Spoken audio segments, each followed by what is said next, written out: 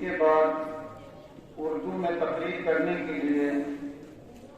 محمد عمر صدیقی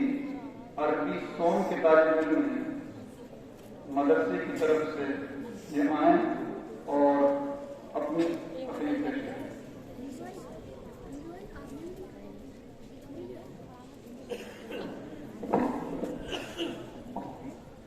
السلام علیکم ورحمۃ اللہ وبرکاتہ۔ الحمد للہ وکفى وسلام علی عباده الذین اصطفى، اما بعد۔ صدر محترم، معزز اساتذہ کرام اور میرے پیارے ساتھیوں، آزاد ہندوستان کی تاریخ میں دو دن انتہائی اہمیت کے حامل ہیں۔ ایک 15 اگست جس دن ہمارا ملک انگریزوں کی غلامی کے چنگل سے آزاد ہوا، اور دوسرا 26 جنوری جس دن ہمارا ملک جمہوری ہوا، یعنی اپنے ملک میں اپنے لوگوں پر اپنا قانون لاگو اور نافذ ہوا، جس کو بنانے کے لیے ڈاکٹر بھیم راؤ امبیڈکر کی صدارت میں 29 اگست سن 1947 عیسوی کو ایک صاف ستھری کمیٹی تشکیل دی گئی تھی، جس کو ملک کا موجودہ قانون مرتب کرنے میں 2 سال 11 ماہ 18 دن لگے۔ دستور ساز اسمبلی میں مختلف اجلاس میں اس نئے دستور کے ہر شق پر کھلی بحث ہوئی، اور 26 نومبر سن 1949 عیسوی کو اسے قبول کر لیا گیا، اور 24 جنوری سن 1950 کو اس مختصر اجلاس میں اس پر تمام ارکان نے اپنے دستخط کر دیے۔ البتہ مولانا حضرت موہانی رحمت اللہ علیہ نے مخالفت کرتے ہوئے اس نئے دستور کے ڈرافٹ میں ایک نوٹ لکھا کہ یہ دستور برطانوی دستور کا ہی اجرا اور توسیع ہے، جس سے آزاد ہندوستانیوں اور آزاد ہند کا مقصد پورا نہیں ہوتا۔ بہرحال 26 جنوری سن 1950 عیسوی کو اس نئے قانون کو پورے ملک میں نافذ کر کے پہلا یوم جمہوریہ منایا گیا، اور جو ہر سال 26 جنوری کو جشن جمہوریت اور یوم جمہوریت کے عنوان سے منایا جانے لگا، اور 15 اگست سن 1947 عیسوی کی طرح یہ تاریخ بھی ملک کی قومی اور یادگاری تاریخ بن گئی۔ سامعین کرام، 26 جنوری در حقیقت ہماری خوابوں کا تعبیر کا دن ہے، اور یوم احتساب بھی ہے کہ ہم غور کریں اور سوچیں کہ ہمارا ملک ہندوستان کی خوابوں کی تعبیر تھا، اور وہ کس حد تک پورے ہوئے ہیں، تاکہ وہ مقاصد ہماری نظروں کے قریب رہیں جن مقاصد کے پیش نظر ہمارے اکابرین نے بے شمار قربانیاں دی، اپنی جانوں کا نذرانہ پیش کیا،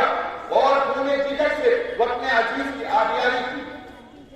اس لیے کہ احساس منزل ہی بے حسی کے جمود کو توڑتا ہے اور حرکت کا جذبہ بھی پیدا کرتا ہے۔ کسی شاعر نے کیا خوب کہا ہے کہ دستور کا آغاز ہے یوم جمہوریہ، دستور کا آغاز ہے یوم جمہوریہ، قانون کی آواز ہے یوم جمہوریہ۔ ملت اسلامیہ کے فرزندوں، ہمارا ملک ہندوستان جب انگریزوں سے آزاد ہوا تو آزادی کے بعد ملک میں سب سے پہلا مسئلہ یہ اٹھا کہ ہمارے ملک کا دستور کیسا ہو، مذہبی ہو یا نا مذہبی، اقلیت و اکثریت کے درمیان حقوق کس طرح طے کیے جائیں۔ آزادی کے بعد ملک میں سیکولر اور جمہوری نظام نافذ کروانے میں جمعیت علماء ہند کے رول کو نظر انداز نہیں کیا جا سکتا۔ جمعیت کے ناظم عمومی مولانا حفظ الرحمان سبحانی رحمت اللہ علیہ نے بحیثیت رکن دستور ساز اسمبلی اقلیتوں کو مراعات دلانے میں نمایاں کردار ادا کیا۔ چنانچہ دستور ہند کے ابتدائی حصے میں صاف صاف طور پر یہ لکھا گیا کہ ہم ہندوستانی عوام تجویز کرتے ہیں کہ انڈیا ایک آزاد سماجواد اور جمہوری ہندوستان کی حیثیت سے وجود میں لایا جائے، جس میں تمام شہریوں کو سیاسی، سماجی، معاشی، انصاف، آزادی خیال، اظہار رائے، آزادی عقیدہ مذہب و عبادات، انفرادی تشکر اور احترام کو یقینی بنایا جائے، اور ملک کی سالمیت و یکجہتی मादरे हिंद के अजीम सपूतों, हमारा जमहूरी निजाम एक अजीम बेहतरीन निजाम है। हमारे मुल्क में मुख्तलिफ अफकार और ख्यालात और अलग अलग तहजीबों के मानने वाले बसते हैं और यही रंगारंगी यहाँ की पहचान है। 26 जनवरी दर हकीकत इन्हीं मसाली आइन की तारीख में और कसीर मज़ाहिर होने के बावजूद बाहिनी यकजहती और मेल जोल के अजीम हिंदुस्तान की जमहूरियत पर नाज करने के लिए जश्न जमहूरियत और यौम जमहूरियत के उन्वान से मनाकर शहीदान मुल्क और आइन के बानीन व मुरत्तिबीन को बेहतरीन खिराज अकीदत पेश की जाती है। लेकिन सामाईन, ये जश्न की बहार यूं ही हासिल नहीं हो गई। हिंदुस्तान में जमहूरी निजाम लाने और अंग्रेजों का तसल्लुत खत्म करवाने की जद्दोजहद बड़ी तवील है। आजादी और जमहूरियत का सफर कोई आसान नहीं था। अल-मुख्तसर वतन अजीज को आजाद कराने और जमहूर साबित करवाने में हमारे अकाबरीन ने जबरदस्त कुर्बानियां दी और जुल्म बर्बरियत की एक तवील दास्तान लिखी गई, जिसका हर सफा हिंदुस्तानियों खुसूसन मुसलमानों के खून से लथपथ नजर आता है। जज्बे आजादी में सरशार और सर पर कफन बांधकर अपने मुल्क की बका और आइन की तहफ्फुज़ के लिए आतिशे अफरंगी में खतर कूदने वालों में मुसलमान सफे अव्वल में थे। किसी मौजू पर किसी शायर ने कहा है कि देकर लहू को अपने सींचा है इस चमन को, देकर लहू को अपने सींचा है इस चमन को, महका रहेगा सदियों ये गुलसिता हमारा। सामाईन,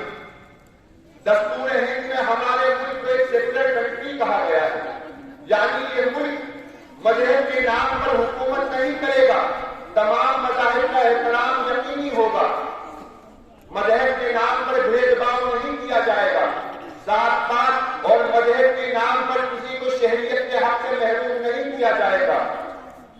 तमाम हिंदुस्तानी शहरी कानून की निगाह में बराबर होंगे। हर शहरी को आजादी ख्याल, आजादी राय, आजादी मजहब का इख्तियार हासिल है।